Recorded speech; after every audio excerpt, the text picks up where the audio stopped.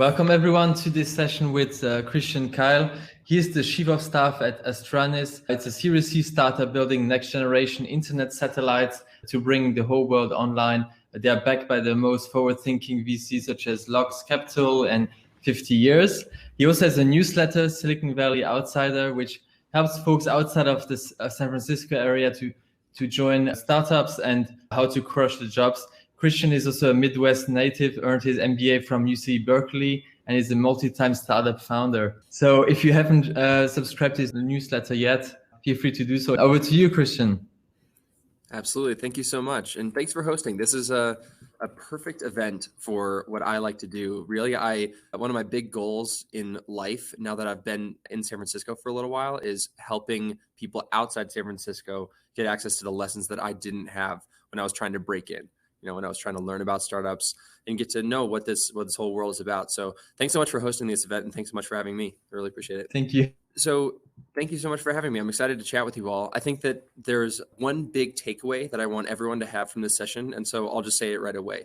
And that takeaway is you can start your startup journey right now, literally right now. Today, you can start it this hour. It's not something that you have to wait for. And that's something that I didn't understand before I moved to the San Francisco Bay Area.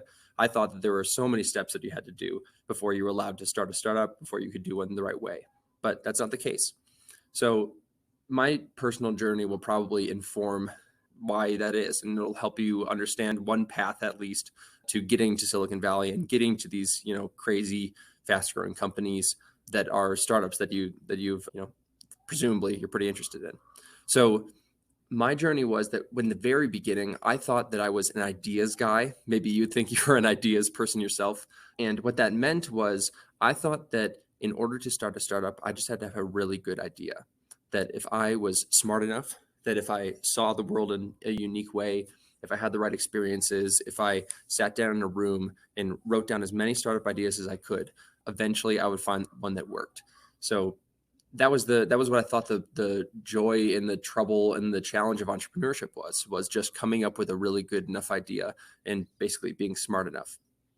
I came to find out that is far from the end. I came up with a couple of good ideas. There were plenty of ways that I was on to something, that I had a good enough idea, that I had an idea that somebody could turn into a startup someday and it could work. And what I figured was that once I had that idea, the goal was then to go raise money. That I would have an idea, I would develop it a little bit, maybe I'll put together a fancy PowerPoint deck, which I was good at because I was a consultant at the time. I would put together that deck, and then I would go to Silicon Valley, and I would go down Sand Hill Road, which is where all the startups are, or where all the VC firms are. And then they would turn me into a startup. They would give me some money, and then after that, I would go actually do the thing. Turns out I had the order completely backwards. For a normal Silicon Valley startup, you're not just raising money because you have an idea, unless you're a multi-time founder who's proven that they've done the execution phase before. There's so many steps that come after, or that can come before fundraising. Fundraising doesn't need to be the first thing, and it's a big hurdle to clear. So it's not something you have to do in order to get started at all. Interestingly, I found out that was not the only assumption of mine that was wrong. Another assumption that was wrong was that I needed to have an idea in the first place. There are so many ways to get involved in the startup and entrepreneurial world without having the next big, awesome idea. There are many ways to get started in the startup world without even having your own startup. And so that's really what I want to talk about, is that, as I learned with myself, I didn't have to have a brilliant idea. I didn't have to be, the next coming of Steve Jobs in order to get started in startups. What I really just needed to do was to plug into the right communities, to find the right people, and to learn more about all the different models that are possible in how to create startups and what startups even really are. So the first point that I want to make, the first big, broad alternative that I want to propose basically to this idea that you have to start your own startup, you have to have the idea, you have to be the CEO. The first big alternative is that maybe you don't even want to start a Silicon Valley type startup in the first place. It's a very specific thing. It's something that not all companies that are new are. In fact, most companies in the world that are created are not Silicon Valley model startups. So what is that? What does it mean to be a Silicon Valley startup? Well, the first thing is you are a startup that is going to raise venture funding. So you're going to go out to VCs, you're going to try to raise money. Maybe you're going to go to angel investors as well, that kind of thing. And so in order to appeal to those kinds of investors, you need to have you have a very specific model. And that model is, let's maximize the chance that this thing is going to be worth 100 times more than it is today, or 1,000 times more, or 10,000 times more than when I started it. Now, that's not every business. Not every company that you make has the potential to grow that large. That can be true because, of the profit model. It's just we make widgets. We're going to make this thing. We're going to sell it for $1 more than it took us to build. That sort of model doesn't naturally scale sometimes to the sort of venture scale that you need at the very end. It also might just be something of your own personal, taste or ambition. If you're getting into startups because you want to just have more freedom in your career, if you're getting into startups because you want to, be your own boss, that kind of thing, all those goals are very achievable without trying to become a billionaire. There's so many possible outcomes in between where, you're a person working at somebody else's company and you're, a billionaire startup founder who is changing the world. Those are very, very, very different outcomes. And there's so many different things in between. And a lot of those look like startups that are not intended for venture scale. So just any old store. Another thing that I really liked is what Nick Huber calls sweaty startups. You can Google him, Nick, Nickhuber. And he had this quote that I loved. I'll actually just read it. You ask anybody what entrepreneurship is, and they think of Steve Jobs, Elon Musk, Mark Zuckerberg, Shark Tank. But the real, true entrepreneurs in our society are just opportunists who start something to make a little bit of money. They start scrubbing driveways or painting houses. Now, that is a model of entrepreneurship. That is a way to be your own boss. That is a way to, take control of your career. That doesn't depend on you going and, starting Uber. You could just start a car washing company. That is a very real possibility. And it's something that a lot of people do to great success. You don't have to start a startup in the Silicon Valley venture mold. That is one alternative. Another alternative that I think a lot of people in Silicon Valley, take more seriously for whatever it's worth. People in Silicon Valley tend to be a little bit elitist when it comes to the idea of the Silicon Valley startup. It's like, oh, that's the only kind of startup. Everything else is a lifestyle business, is their euphemism that they like to use. But one that people in Silicon Valley still take very seriously is the idea of a muse. And the concept of a muse business comes first from Tim Ferriss, who you might remember from his book, The 4-Hour Workweek. And then he released a bunch of other 4-hour books, The 4-Hour Chef, The 4-Hour Body, etc. He has a very famous podcast. And his style of startup called a muse is basically just a company in which you put in the least amount of effort and you get the most amount of cash flow in return. In his words, he calls it, quote, a low maintenance business that generates significant income. And what that means is that's very different from a startup in the Silicon Valley mold. In the Silicon Valley mold, you're pouring all of your time and energy into this thing. You're scaling it as fast as possible. When you raise that venture money, you then pour it immediately back into the business so that you can grow it faster and faster and faster and faster. And eventually, maybe you achieve that rocket status, right? That's not the case with a muse. With a muse, as soon as you get some cash flow going, if you get $5,000 a month, even something like that, that's it. You did it. You did the goal. Now your job is to get yourself out of it as much as possible, so that you can spend your time doing whatever else you want to do with your life, right? Or doing a podcast, or sitting outside in the beautiful weather. So his advice to first timers, for people that are starting these businesses for the first time, is the exact same as my advice, and really the reason I wanted to do this talk in the first place. So I'll read his words here. Tim Ferriss says that my advice to first timers is to start today. Commit yourself to your muse by putting the idea out there as fast as possible. I know a lot of folks who read the 4-Hour Workweek and love to discuss it and their ideas, but time moves on and nothing happens. Call a potential business partner and share the tasks. Tell your friends that you're launching a product on X date. Build your test site and get it out there. My partner and I have learned that the fastest way to get something done is to commit to it.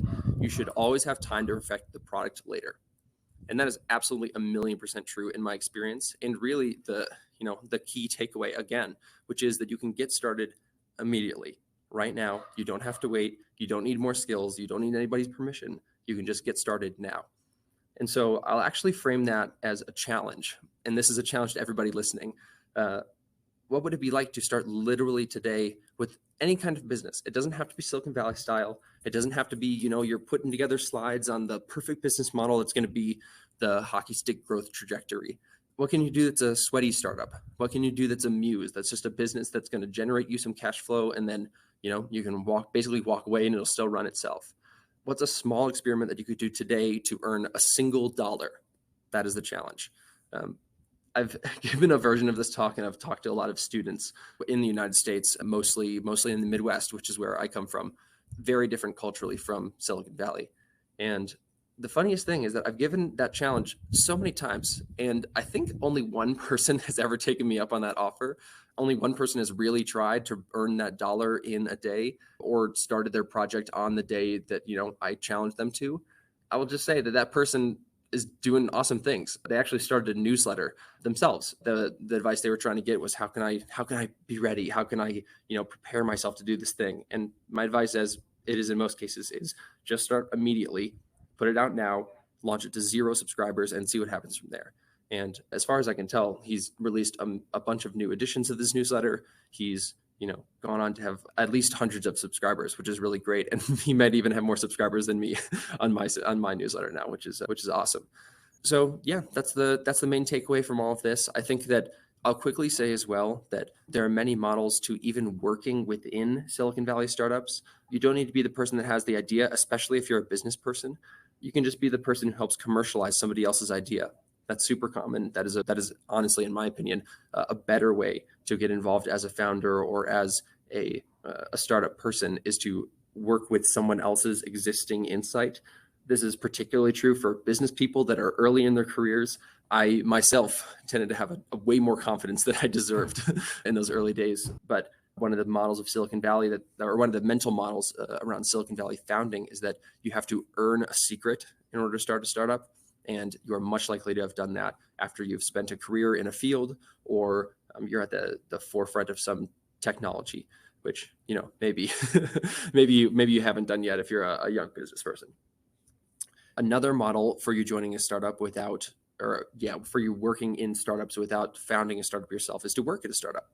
Actually, I'll post a link to another post that I made about all the different ways or all the different stages of startup life.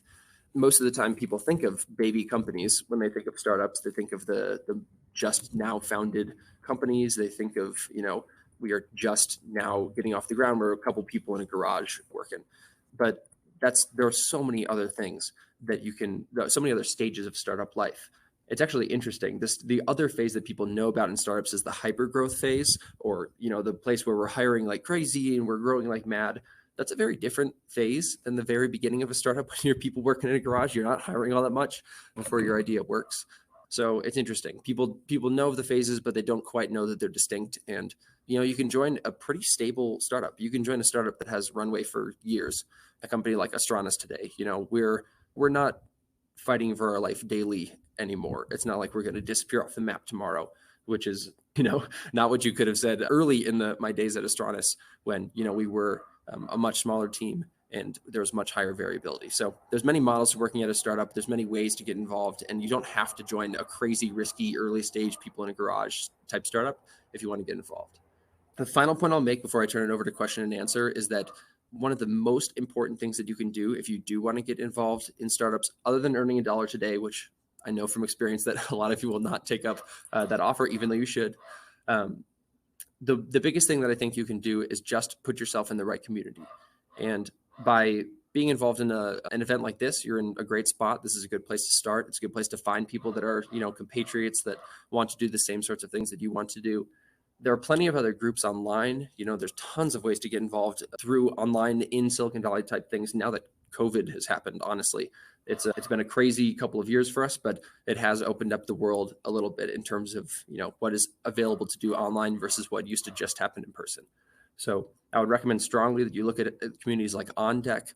That's a fellowship that actually, I think that's how I found this and how I found the connection here is through a community of people that are, startup interested and online and, just being good examples for each other. Because I find that people can only really do what they've seen before, or most people can only really do what they've seen before. And so if you want to be something, you should go find examples of people who are already doing it. And then you can emulate as opposed to, having to just innovate out of whole cloth.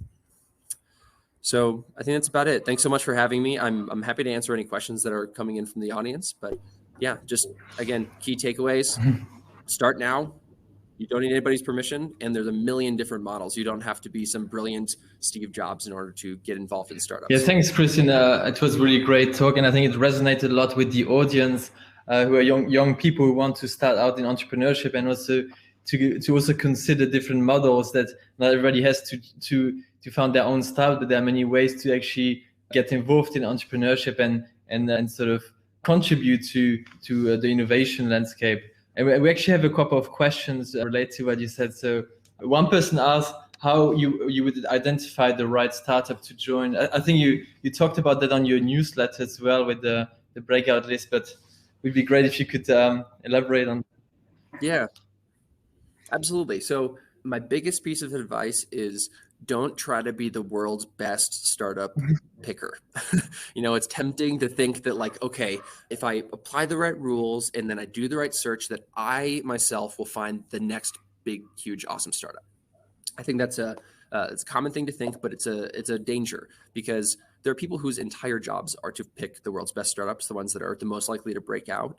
And even they aren't that awesome at it. Like venture is very well known for, having really, really big wins, but not having an awesome batting average. Even the best venture funds in the entire world will have, 50% of their companies return greater than 1x, but it's just because they have some that return 100 or 1,000x that they're so valuable. So yeah, I have a couple pieces of concrete advice, but the biggest one is like, don't try to do it yourself. You can look at existing. Yeah, you mentioned the breakout list. That's a great one. There are lists out there of people who do this for a living. That's all they do is try to find great startups. So you can search breakout list and you'll find one very good one. Another thing that you can do is work through startups that you know are great. So for example, let's say that your favorite startup in the entire world is Uber for whatever reason. You can go back and you can look at who the investors were in Uber. So you could say, okay, who was the very first money that was put in?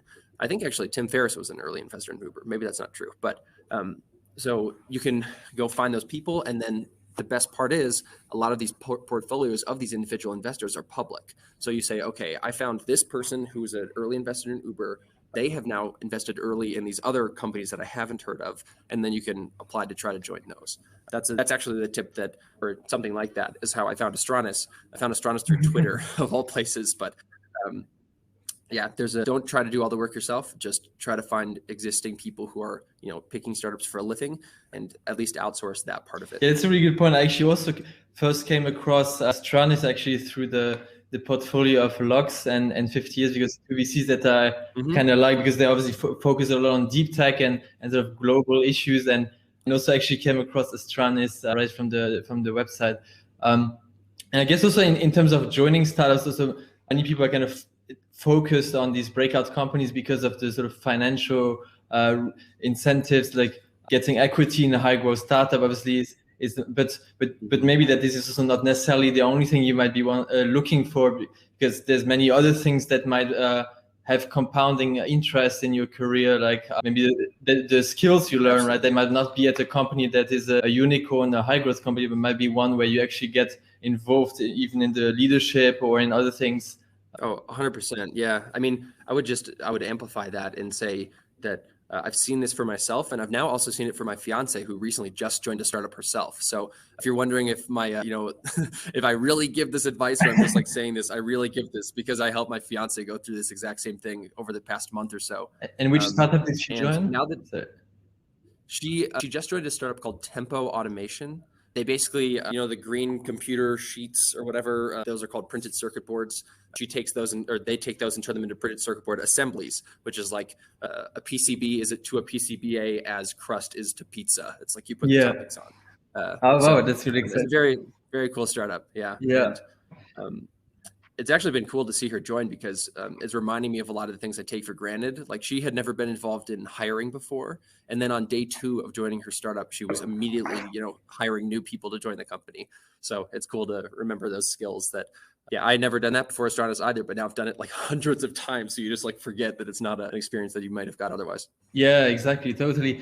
And also somebody asked what made you join Astranis in the first place? So was it the mission, or was it a team, or what were the reasons for you? Yeah, so there's like what I was looking for, and then there's what I found. What I was looking for was a pretty early stage startup. I wanted to be one of the, around 50 employees. I was thinking Series A as a good stage, because, I wanted the like chaos of the early days, but I didn't want it to be like truly like we don't even have a product yet. So I was looking for a particular stage. I was also looking for startups that were having something to do with telecommunications. When I was at Deloitte as a consultant, I worked for AT&T and Sprint and Verizon and all the big US-based carriers. And I knew that world fairly well. I knew it better than I knew any other industry. And so I was like, okay, maybe I can find something there. And I mean, those are most of the criteria. It was like the stage and the place. But then what I found was pretty amazing. At Astranis, there were so many things that I didn't even realize in the beginning, but ended up being awesome. For instance, there was a very large ratio between the engineering team and the business team. I joined around employee 50. There were 45 engineers and 5 business people at the time. So that was awesome. That meant I had super high leverage. That meant that I was getting in early. I was becoming one of those, like early type employees that could help set up a bunch of things. And oh my gosh, that was so amazing. I also found a telecommunications company in space, which is kind of cool. I was not a space person before, but I quickly had to learn that world, and diving in and learning that was extremely, extremely fun. So yeah, I got super lucky. I didn't even know all the reasons that Astranis was going to be great when I joined it. I don't want to take too much credit for that in the beginning, when it was really just sort of a broad search that I luckily struck gold. And also, there's actually another question related to also your background, because given that you've been both in the found position as also joined a startup, somebody asked how do you actually decide what what role is the best for you? Is it whether you should join a startup or you should found your own ones, and what type of people or personalities really fit these types of roles? Yeah, I mean, it takes a special kind of crazy to be a founder. I learned that myself. I think that people underestimate the time aspect of being a founder. Like there's the money part, right? Like you have to be willing to, kind of give up a salary for a while and just live off of, like being ramen profitable, and then like hopefully living long enough to become like successful. So a lot of people think about it as a money decision. But to me, being a founder is really a time thing. It's like, I will dedicate the next 10 years of my life to this idea. That's the kind of conviction you have. And that is crazy. Like it is so hard to have that kind of conviction for an idea. And you better be really passionate. Like that's what I found, is that when I was a founder, I actually had a really good idea. I will give myself credit for like, sitting down and thinking about the right things and then having a good idea. My execution was horrible. That's why it didn't work. Don't tell. The idea was ultimately done. Like there's somebody who's doing that idea successfully in the telecommunications industry today, which is super cool to see, because it's like, okay, I was onto something. But I just wasn't passionate about it. Like I was not the right founder for that company. People talk about like, product market fit. Like, is this the right product for the right customer at the right time or whatever? You can also think of founder startup fit. And mine was horrible. I just didn't care. I couldn't have cared less. I could have cared less, but I didn't care enough about that idea and about that piece of technology coming into the world to dedicate 10 years of time to it. So if you want to be a founder, just make sure that you have that passion, that you're willing to, invest 10 years of time into that idea. But I don't know, for a lot of people, I think that most people probably will be best off by joining a startup. Even though most people think that they should be a founder first, most people are probably likely to be a startup employee better than a founder. And the people who are the best founders are the ones who just like hear me say that and are like, I have to prove you wrong. So if that's you, good, go for it. But for everybody else, like just join a startup. Thank you. That was really incredibly valuable advice. To all the listeners, please make sure you sign up to the newsletter if you want to get more of that advice. And thank you, Christian. Yeah, absolutely. Thanks so much for having me. If folks want to find me, they can find me on Twitter at CDKeil, CDKEIL, or you just mostly go to Silicon Valley Outsider. You can search that and it'll pop right up, or svoutsider.com. I write about stuff like this every week. So if you like this, then I suggest you subscribe.